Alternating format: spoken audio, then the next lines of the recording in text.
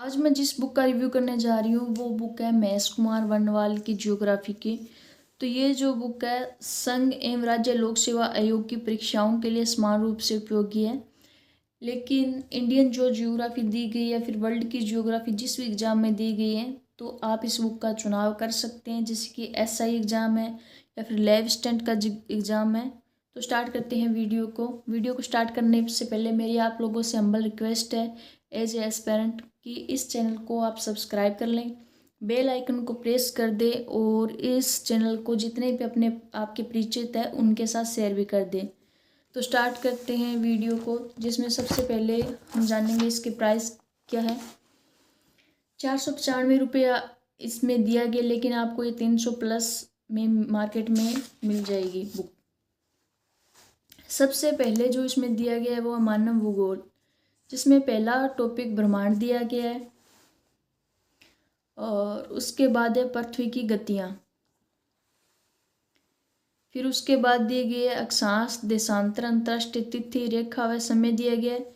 उसके बाद जो है भौतिक भूगोल स्टार्ट हो जाती है, जिसमें स्थलमंडल है। स्थलमंडल में पृथ्वी की उत्पत्ति व संकल्पनाएं, पृथ्वी का भूगर्भिक इतिहास, पृथ्वी की आंतरिक संरचना। फिर उसके बाद चट्टानें दी गई है। फिर है अंतर्जात बल, फिर है प्लेट विवर्तनिक सिद्धांत दिया गया है इसमें। फिर इसमें भूकंप व सुनामी दी गई है। उसके बाद जो है ज्वालामुखी दी गई है। फिर है बहिर्जात बल दिया गया है। फिर उसके बाद है महाद्वीप एवं प्रमुख प्रायद्वीप भूपटल के विभिन्न उच्चावच। फिर उसके बाद जो है जलमंडल दिया गया है, जिसमें महासागरीय नितल उच्चावच दिया गया है। उसके बाद जो है महासागरीय तरंग व धाराएं दी गई है। सागरीय जल में तापमान व लवणता, महासागरीय निक्षेप व प्रवाल भीतियाँ। उसके बाद वायुमंडल, जिसमें वायुमंडल संगठन व संरचना। उसके बाद है वायुमंडलीय दाब व पवन। फिर है आर्द्रता व वर्षण। फिर है वायु राशि। फिर है वातांगर व चक्रवात। उसके बाद विश्व की मिट्टियाँ दी गई है।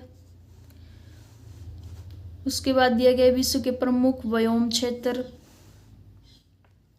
फिर है 20वां टॉपिक है पारिस्थितिकी तंत्र व पर्यावरण। उसके बाद है पर्यावरण संरक्षण व विकास की दिशा में किए गए कुछ प्रमुख प्रयास। तो इसके बाद जो है आर्थिक भूगोल स्टार्ट हो जाती है, जिसमें कृषि दी गई है पहला टॉपिक जो है। उसके बाद सेकंड टॉपिक है पशुपालन में मत्स्यन। फिर है विश्व के प्रमुख खनिज संसाधन।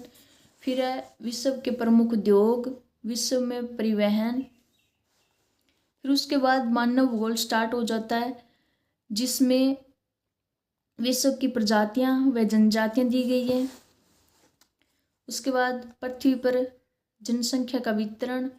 फिर है जनसंख्या वृद्धि के सिद्धांत। फिर है मानव प्रवास। उसके बाद है नगरीकरण। फिर उसके बाद दी गई है मानव विकास रिपोर्ट। उसके बाद है विश्व का क्षेत्रीय भूगोल, जिसमें एशिया दिया गया है सबसे पहले, आप देख सकते हैं ऐसे। फिर उसके बाद है यूरोप के जो क्षेत्र है उनको दिए गए हैं। फिर उसके बाद अफ्रीका है, फिर उत्तरी अमेरिका, फिर दक्षिणी अमेरिका, फिर है ओशेनिया। फिर है अंटार्कटिका दी गई। फिर है भारत का भूगोल, यहाँ से भारत की ज्योग्राफी जो है स्टार्ट हो जाती है, जिसमें सबसे पहले भारत एक सामान्य परिचय दिया गया, जिसमें मतलब ये कुछ दिए गए इसमें भारत एक दृष्टिकोण में। फिर उसके बाद है भारत की भूगर्भिक संरचना। फिर उसके बाद है भारत के भू आकृतिक प्रदेश। फिर उसके बाद में अपवाद तंत्र है।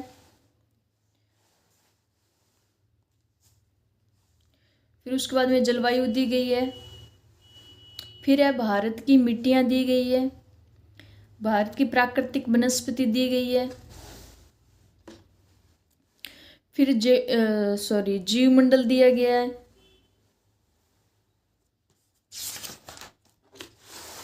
उसके बाद है पर्यावरण व पर्यटन। उसके बाद पर्यावरण और पर्यटन दिया गया है। उसके बाद है आर्थिक खंड, भारत की कृषि दी गई है। तो भारत की मतलब जियोग्राफी के जितने भी टॉपिक है, आप जिस भी एग्जाम की तैयारी करें, अगर इंडियन जियोग्राफी दी गई है या फिर विश्व की जियोग्राफी दी गई है, तो अपने अनुसार इस मतलब बुक में टॉपिक का मिलान कर लें और आप इस बुक को लेके आ सकते हैं। काफ़ी ज़्यादा अच्छी बुक है। उसके बाद है सिंचाई व बहुउद्देशीय परियोजनाएं, क्योंकि अगर आप बार बार बुक को बदलते हैं तो फिर वो आपके पैसे भी खर्च हो जाते हैं और फिर वो बात भी नहीं रहती। फिर उसके बाद है भारत का पशु संसाधन, भारत के खनिज व ऊर्जा संसाधन, क्योंकि जियोग्राफी हिस्ट्री मतलब ये ज़्यादा इनमें कुछ बदलाव होता नहीं है। आप कोई भी बुक लेके आए, आप उसमें कुछ अगर कुछ अपडेट हो रहा है, जैसे कि मतलब करंट अफेयर में कुछ आ रहा है, जियोग्राफी में कुछ मतलब दिया गया है, तो आप उसको अपडेट कर लें, क्योंकि इतना कुछ अपडेट तो होता नहीं है वैसे। उसके बाद उद्योग है। फिर उसके बाद जो है भारत में परिवहन दिया गया है।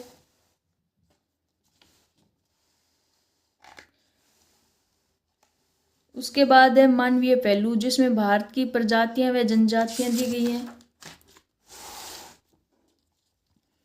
फिर है भारत में जनसंख्या, भारत में जानकी की विशेषताएं दी गई है। फिर भारत में नगरीकरण।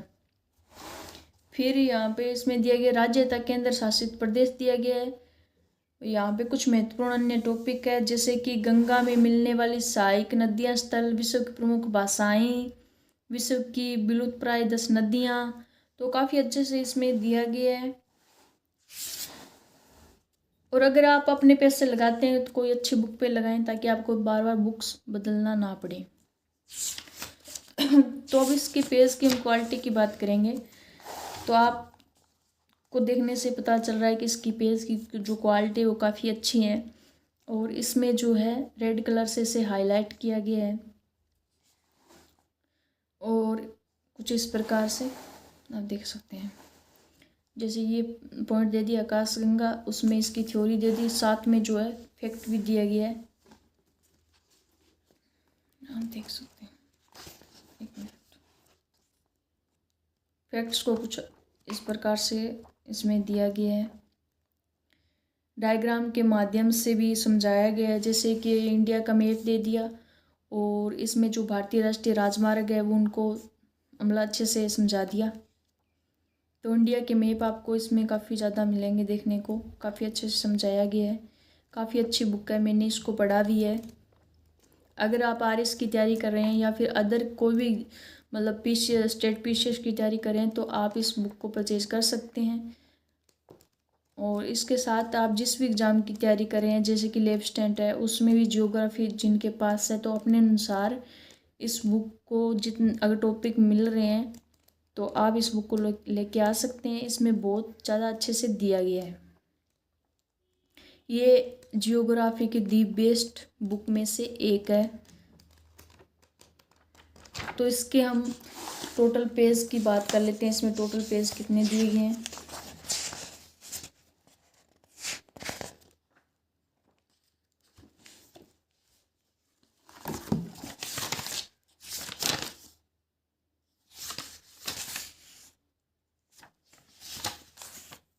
बुक पे हम थोड़ी चर्चा कर लेते हैं। इस बुक को मैंने पढ़ा भी है और काफ़ी अच्छी बुक है। डायग्राम के माध्यम से काफ़ी अच्छे से समझाया गया है। इसमें इंडियन मैप के माध्यम से इंडियन जो जियोग्राफी है उसको काफ़ी अच्छे से समझाया गया है और फैक्ट्स को अलग भी दर्शाया गया है। इसमें आपको जो है एमसीक्यू क्वेश्चन या फिर पीवाईक्यू क्वेश्चन जो है नहीं मिलेगा, लेकिन ये एक बेहतरीन बुक में से एक है जियोग्राफी की। और जिन्होंने भी इस बुक को पढ़ रखा है वो अपने पॉइंट ऑफ व्यू जो है कमेंट सेक्शन के माध्यम से हमारे साथ शेयर कर सकते हैं, ताकि जो न्यू एस्पिरेंट्स है वो उनको गाइडेंस मिल सके। And thank you for watching this channel.